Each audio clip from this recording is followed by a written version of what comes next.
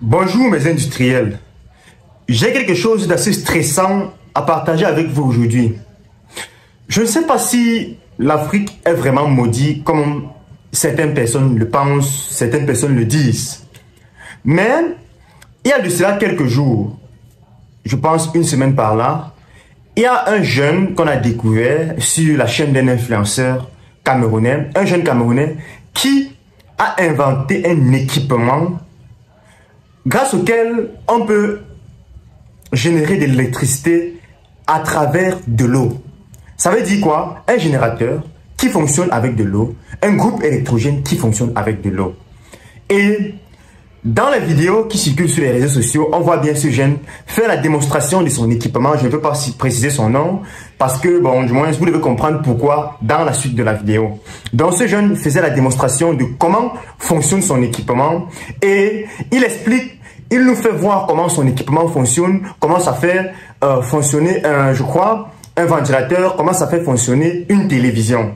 Juste à travers de l'eau, genre un groupe électrogène dans lequel vous introduisez de l'eau et ça fonctionne, ça génère de l'électricité. C'est une très belle invention.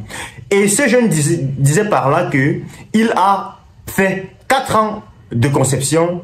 Pendant ces 4 ans, il a dépensé environ 13 millions pour sortir son prototype et il faisait des recherches. Je crois qu'il s'est déplacé aussi dans plusieurs pays pour pouvoir avoir un ensemble de, du moins, les équipements, pour avoir les pièces, du moins, la connaissance, quoi. Bref, il a conçu son équipement au nord du Cameroun. Même ce détail n'était même pas très important à préciser.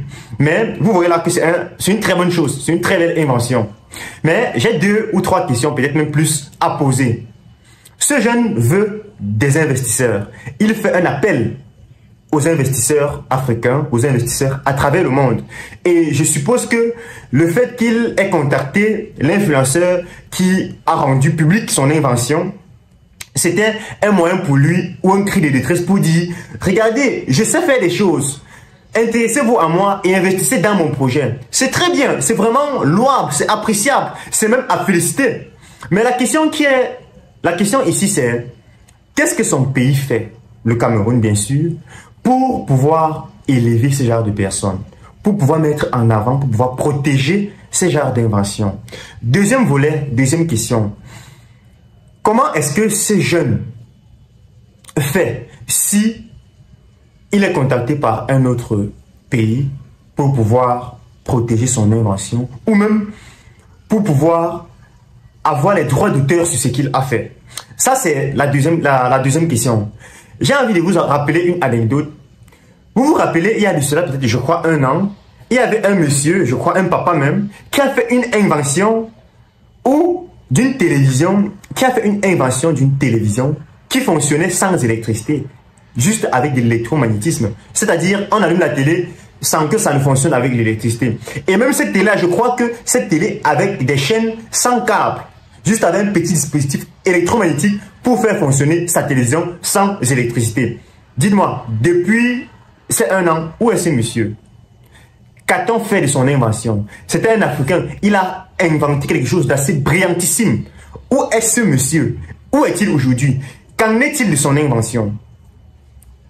Je veux là vous interpeller sur le fait que les gouvernements africains ne protègent pas assez leurs leaders, ne protègent pas leurs talents, ne créent pas un contexte ou un environnement adéquat pour que ces talents puissent s'exprimer ou pour exploiter de manière grandiose ces talents qui naissent chaque jour. Et je vais encore aller plus loin sur le cas de ce jeune qui a inventé son groupe électrogène qui ne fonctionne pas avec de l'eau. Si l'État ne le soutient pas, si les gouvernements et les plateformes mises sur pied par le gouvernement ou par les multinationales africaines ne le soutiennent pas et ne l'accompagnent pas dans cette initiative, mais on va le tuer, on va le pendre, on va faire tout pour qu'il meure dans les 6 prochains mois. Parce que vous connaissez combien de millions, de milliards d'euros et de dollars les multinationales à travers le monde génèrent avec les raffineries par la vente du pétrole, la vente du carburant, la vente du gasoil? Vous pensez qu'ils sont prêts à arrêter tout cela tout simplement parce qu'il existe un principe de fonctionnement qui existe avec de l'eau, pour lequel le groupe électrogène peut fonctionner avec de l'eau, ou pour lequel un véhicule électrique peut fonctionner avec de l'eau. Vous vous imaginez si on appliquait cela, on commence à adopter cette technologie, mais tout un système doit tomber à l'eau. Tout un système. Regardez par exemple la raffinerie de Dangote au Nigeria. Imaginez qu'aujourd'hui, il existe une technologie qui puisse challenger cela uniquement avec de l'eau. Sur la planète Terre est constituée à 70% d'eau. Ça veut dire qu'on n'a plus besoin de carburant, on n'a plus besoin de pétrole. Mais toutes les raffineries à travers le monde vont fermer. Non. Ça veut dire qu'eux, ils vont maintenir leur hégémonie en tuant tous ces talents qui veulent créer de nouvelles technologies. Il en existe tellement de technologies innovantes qui devraient rendre normalement la vie facile. Mais les grandes multinationales ne lèvent pas ces talents, ne lèvent pas ces personnes, ou du moins créent des lobbies assez puissants et assez suffisants pour pouvoir influencer et tuer ceux qui veulent éclore. Et moi, j'ai envie de dire que face à ce genre d'invention, à ce genre de technologie, à ce genre d'initiative, le pays, ou du moins certains lobbies locaux, devraient prendre ces jeunes et les faire éclore dans le noir et plus tard présenter leur invention déjà labellisée, déjà codifiée au niveau de l'OAPI, de telle sorte que ce jeune soit capable déjà de vendre son invention à qui veut le voir. Regardez par exemple, je crois, ce monsieur qui a créé l'Internet of Things.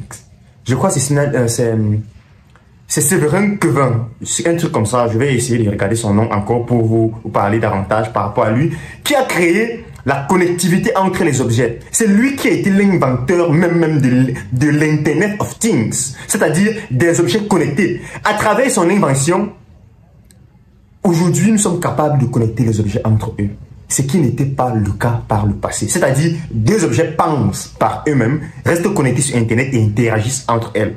Bref, il y a eu plusieurs vidéos, séries de vidéos où il expliquait sa technologie.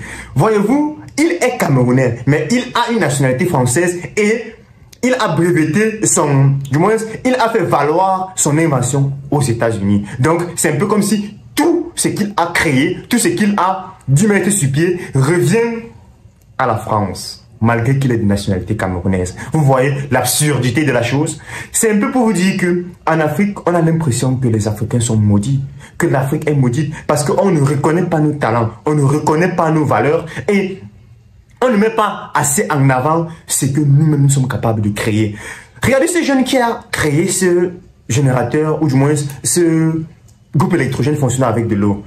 Pensez-vous que ça a été une bonne idée pour lui de s'être exposé par cet influenceur, Steven Fa, qui l'a présenté sur les réseaux sociaux comme ça? C'est vrai, on voit son talent. Mais des grandes multinationales vont vouloir le tuer parce qu'on ne veut pas que cette technologie éclore, que cette technologie voit le jour. Je pense humblement et humainement que, en tant qu'Africain, on devrait créer des institutions pour canaliser ce type de talent et faire en sorte que lorsque leur invention sera vue sur la place mondiale, que eux, ils aient déjà atteint un certain niveau où on ne peut plus influencer sur eux d'une quelconque façon qui soit.